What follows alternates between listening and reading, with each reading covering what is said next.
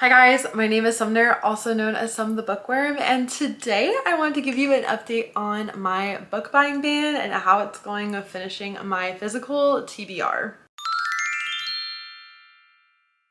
So basically, I set a goal this year that I was going to read all of the books on my physical TBR, meaning all of the books that are on my shelf, and not buy any books with very, very specific rules, meaning I can buy up to 5 new to me books that are not part of a series, but I also need to make sure that I'm using money from gift cards or cash that I received from Christmas. Like very, very little spending money must be used for this. If a book is in a series already, I can then buy the book. So like First Time Caller, I own First Time Caller. I was able to then buy And Now Back to You, and that didn't count towards my 5 books. Makes sense? Makes sense. Cool. That worked until I broke my book buying ban because of Book of the Month.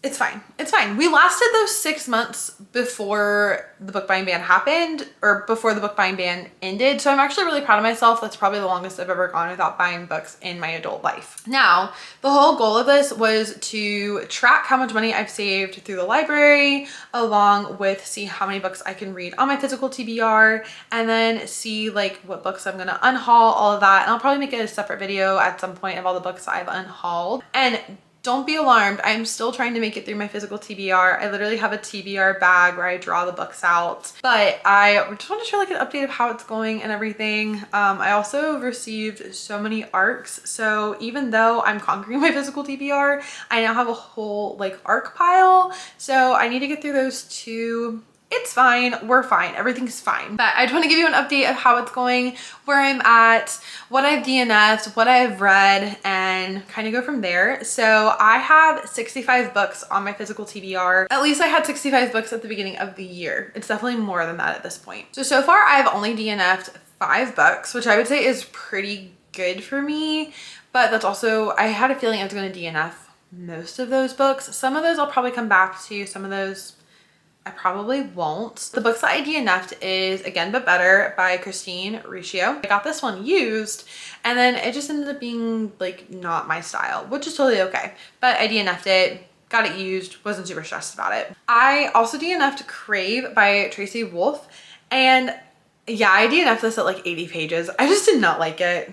It's not for me. It's a vampire book, which was really cool, and I was really excited about that. But again, I got it from like a Books A Million. I paid like $5 for it. It was nothing major, but I gave it a try, did not like it, and that's okay. I also DNF'd Stephen King's The Sundog. I just don't think I'm a Stephen King fan. I just really struggle with male authorship. Like I really struggle with male authorship. So that's okay, not the end of the world. That is probably a book that I will be giving away, and like, yeah, because I just don't want it on my shelf. And then lastly, I DNF'd The Things We Leave Unfinished by Rebecca Yarros. I don't think that it's the book. I think it was me. My husband was going through some health problems at that time, and I just don't think I was in a good headspace to read.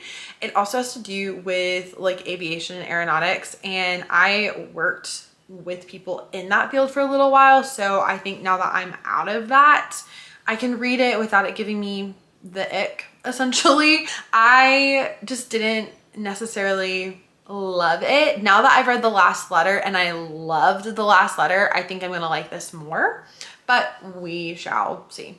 I also DNF'd Long Live Evil, which is by Sarah Rees Brennan. This was a blind date with a book that I picked up. I had really high hopes for it, and then I started to read it and I was so confused. So if you've read it and you liked it, let me know.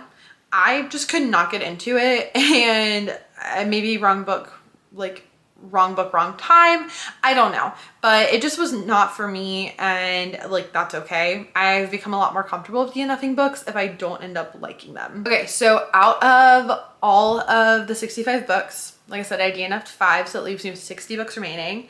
And then out of all of those, I have finished 12 of them, which I know you're probably like, Summer, that's not a lot, but I also do read library books. I have books that I'm reading for ARCs. Like I have other things I'm reading aside from my physical TBR, but I'm not spending money on. The books I finished this year on my physical TBR include Fairest of All, The Frozen River, Legendborn, which I did not continue on with that series, but I did read the first book, Malibu Rising by Taylor Jenkins Reid, Crescent City 1 and 2, and now I'm currently reading book 3, Alchemy of Secrets, which I should have DNF'd, but I didn't, Atmosphere by Taylor Jenkins Reid, Iona Iverson's Rules for Commuting, The Black Witch by Laurie Forrest, All the Light We Cannot See, which I just didn't love, but I had to read for book club. If I hadn't had to read it for book club, I would have DNF'd that. And then The Last Letter by Rebecca Yarros. So those are all the books that I am currently done with. For the month of July, my plan is to read through Crescent City 3, so it's one book on my shelf. Heartless Hunter, that's another book on my shelf. Tower of Dawn, Kingdom of Ash,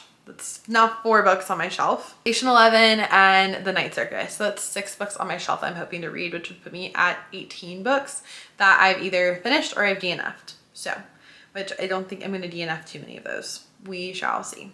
I will say I have saved over $500 this year using the library. I've been keeping track of that. I don't have like the exact numbers right now with me, but I definitely have saved like over $400 or $500 this year just using the library alone, and that's through like using Libby for audiobooks and ebooks and not spending money on books. So that's been really cool to track and just see like how the library like really does benefit us as readers, which has been really cool. But I definitely will say like I do miss reading all of the new releases and like keeping up with that, but it's also been really comforting to know like, okay, those are still going to be there, and honestly like I can pick it up once a series is completed. So that's been really reassuring, but it's also like, okay, but I want to know like what's going on with everybody else. If you would like to see a book haul of all the ARCs and new books I picked up this year, let me know. That's probably what I'll film next.